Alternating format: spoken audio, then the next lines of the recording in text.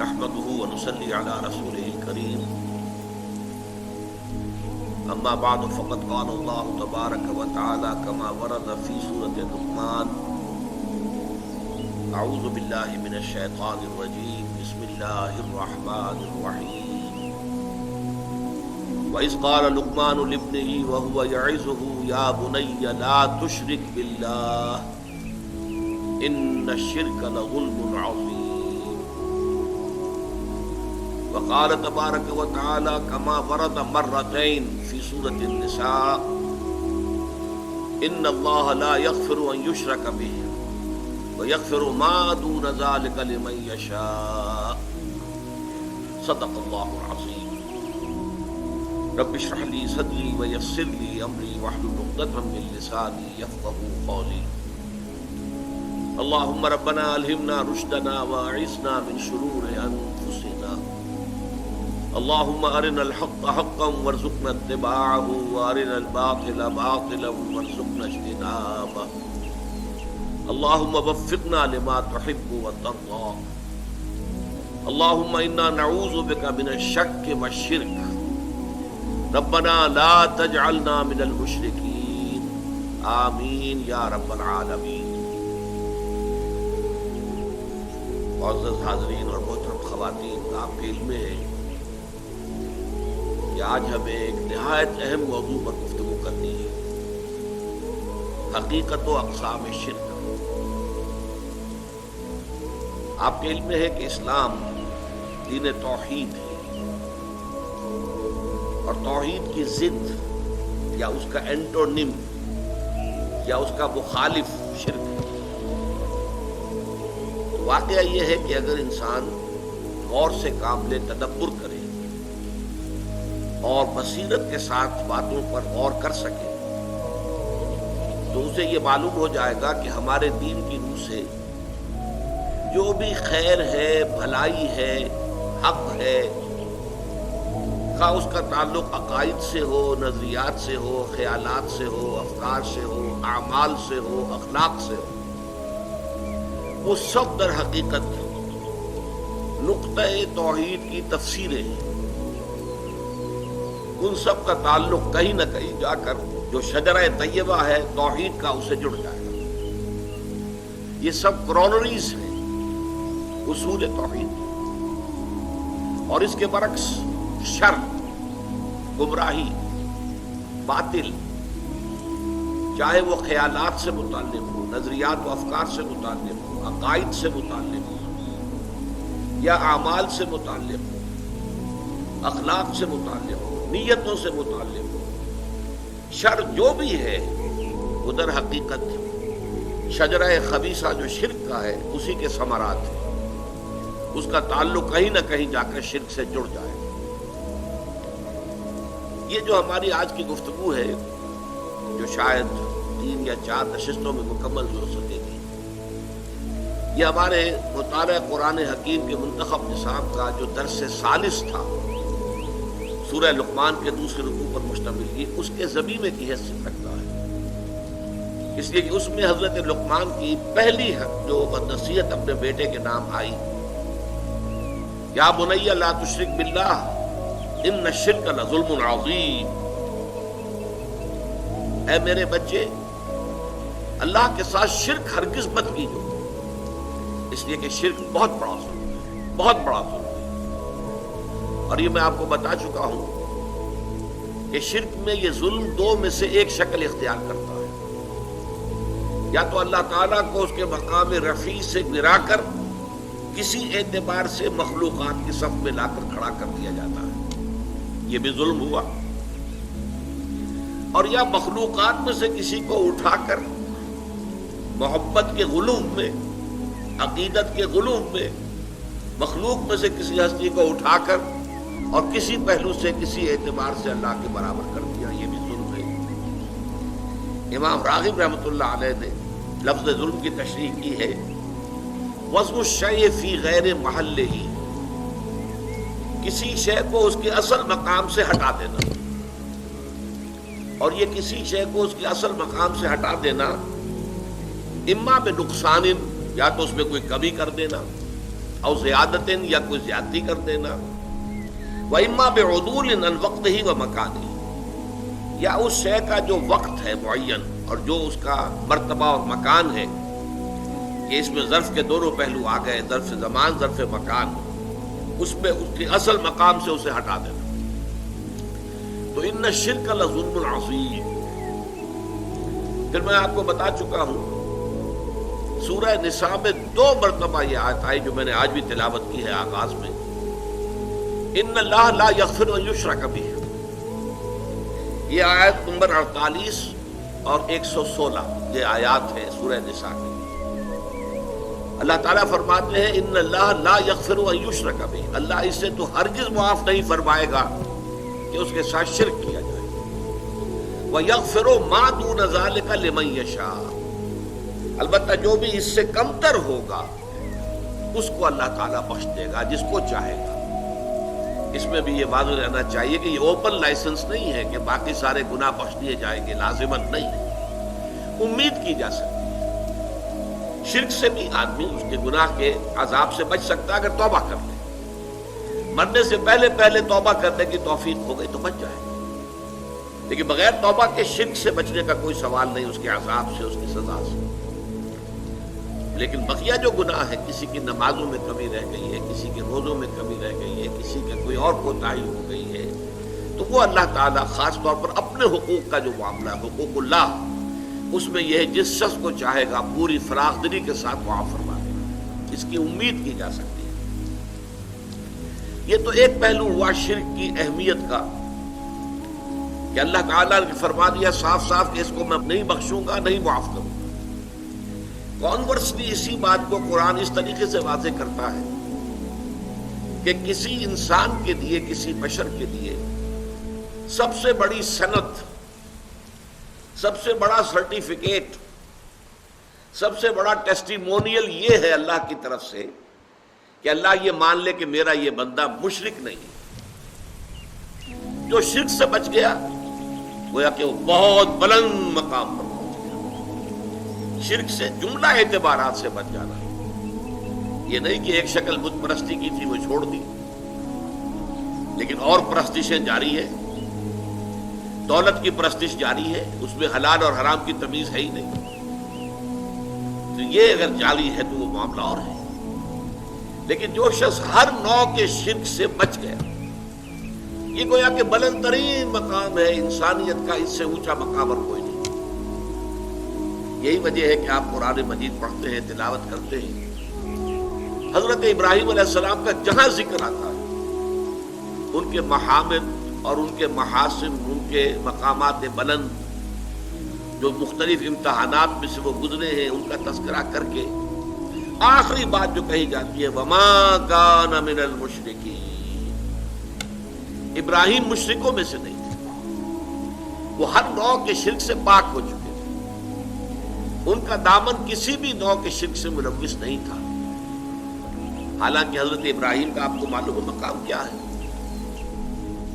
ایک طرف تو آپ کو معلوم ہے وہ ابو الانبیاء ہے، ان کی اولاد میں سینکڑوں نبی پیدا ہوئے، سارے انبیاء بنی اسرائیل انہی کی نسل میں سے ہیں۔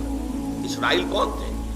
حضرت ابراہیم کے پوتے، حضرت یعقوب ابن اسحاق ابن ابراہیم علیہ السلام، ان کی نسل میں جتنے بھی آئے۔ پھر سید المرسلین، آخر الانبیاء، خاتم النبیین محمد الرسول اللہ، وہ بھی حضرت ابراہیم کی نسل میں سے آئے، حضرت اسماعیل کی اولاد۔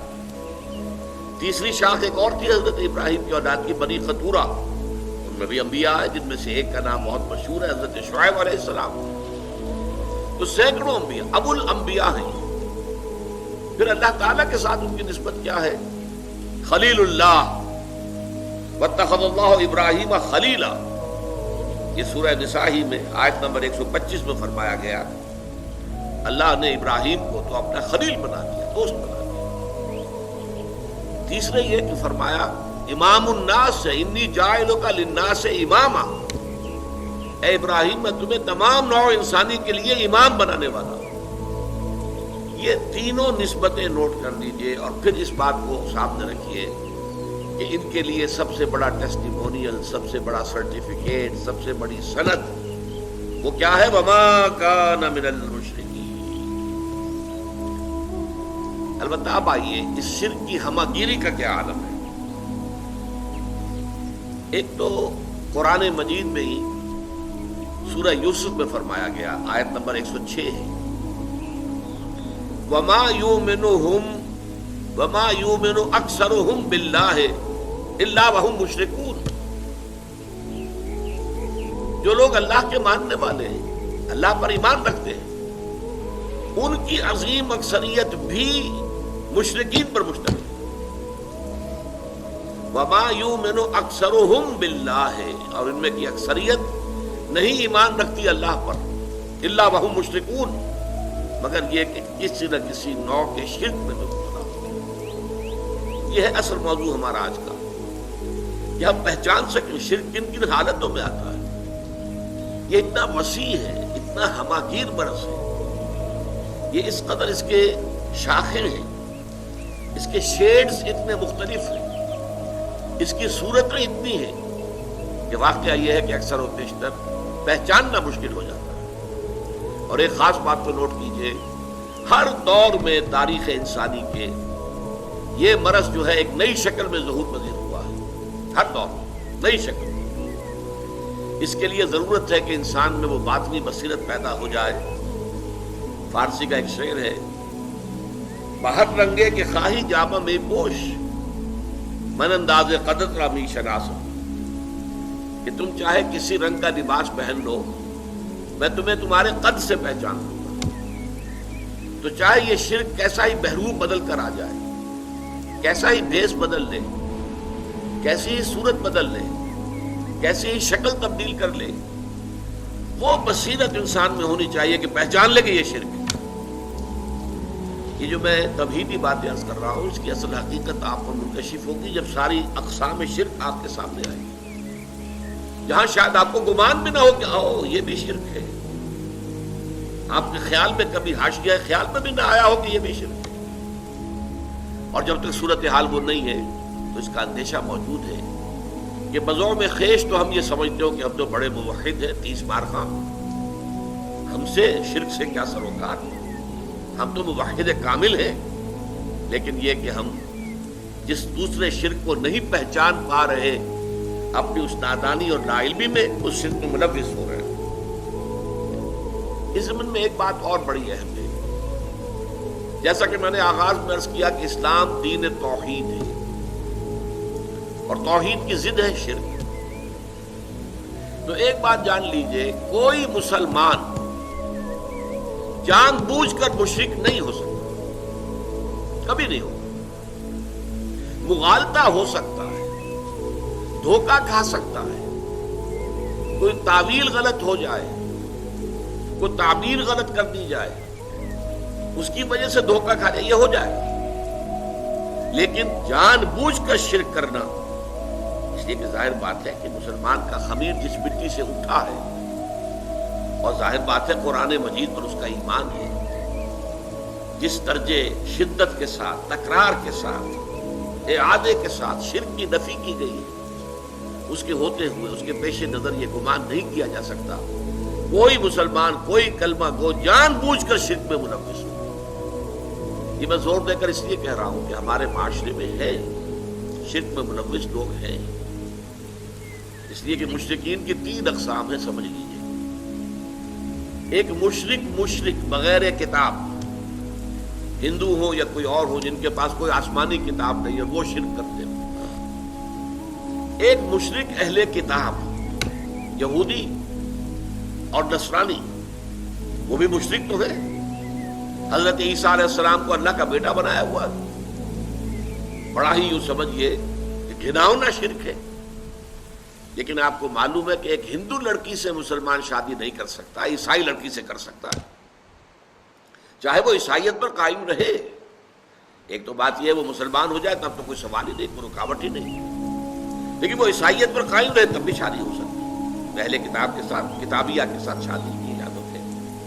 جبکہ وہ جو مشرک ہیں جن کے پاس کوئی کتاب بھی نہیں ہے، ان کی لڑکیوں کے ساتھ شادی نہیں ہو سکتی۔ तीसरे दर्जे में मुसलमान मुशरिक, मुसलमान है लेकिन ये कि किसी शिर्क के अंदर मुलव्विस है, उनको बड़ी हिकमत के साथ समझाने की जरूरत है। उन पर फतवा लगा दिया जाए तो उससे इस्लाह का कोई इम्कान नहीं। उनको अगर आप किसी भी पहलू से उनकी बेइज्जती करें, उनकी तौहीन करें, उन्हें मुशरिक कहें, तो आपकी तरफ उनका कोई रुझान पैदा होगा ही नहीं, आपकी बात वो सुनेंगे। तो उदउ इला सबील रब्बिका बिल हिकमति वल मौइज़तिल हसनति वजादिलहुम बिल्लती अहसन। ऐसे लोगों को शिर्क से बचाने के लिए बड़ी हिकमत की जरूरत है, बड़ी दानाई की जरूरत है, बड़ी बसीरत बातनी की जरूरत है। और उसमें वाज भी हो तो बहुत ही उम्दा, बहुत आला, बहुत नर्म, बहुत अच्छे अंदाज में मौइज़तिल हसना। उनके जज्बात को बरंगेख्ता न किया जाए, उनकी जो इडियोसिंक्रेसीज हैं या ससेप्टेबिलिटीज हैं या एलर्जीज हैं, उनको खामखा छेड़ा ना जाए, बल्कि बात को फैला कर किया जाए, उसूली एतबार से किया जाए। उसूल अगर समझ में आ जाएगा तो इंशाअल्लाह ताला फिर उसूल का जहां जहां इतलाक होगा उसको भी वो मानने के लिए तैयार हो जाएंगे। अब जैसा कि इससे पहले कि हम शुरू करें तौहीदी बातों में एक और, किसी भी अहम मज़मून को समझने के लिए या समझाने के लिए जरूरी है कि पहले उसका तज्ज़िया कर लिया जाए, उसके क्या क्या हिस्से हैं। शिर्क की भी तक़सीम की गई है मुख्तलिफ तरीकों से। मसलन एक शिर्क जली, उसके मुकाबले में शिर्क खफी। जली तो यह है कि साफ नजर आ रहा है कि शिर्क है, कोई शख्स बुत के सामने सजदा कर रहा है, साफ नजर आ गया शिर्क है। और खफी ये है, जिसे कि हम बाद में पढ़ेंगे तफसीर के साथ, कि इंसान में रियाकारी है। हदीस में आता है कि अगर तुम नमाज पढ़ रहे हो और तुम ये देखो कि कोई शख्स तुम्हें देख रहा है तो तुम सजदा लंबा कर दो, तो ये शिर्क है। पहले तुम्हारा सजदा फर्ज कीजिए 10 सेकंड का था, जब तुमने देखा कि कोई तुम्हें देख रहा है तो अब उसके ऊपर अपने तकवा, अपने तदय्युन, अपनी नेकी का रोब झाड़ने के लिए अब आपने 5 सेकंड का इजाफा कर दिया, 15 सेकंड का सजदा किया। ये 5 सेकंड किसको सजदा किया आपने?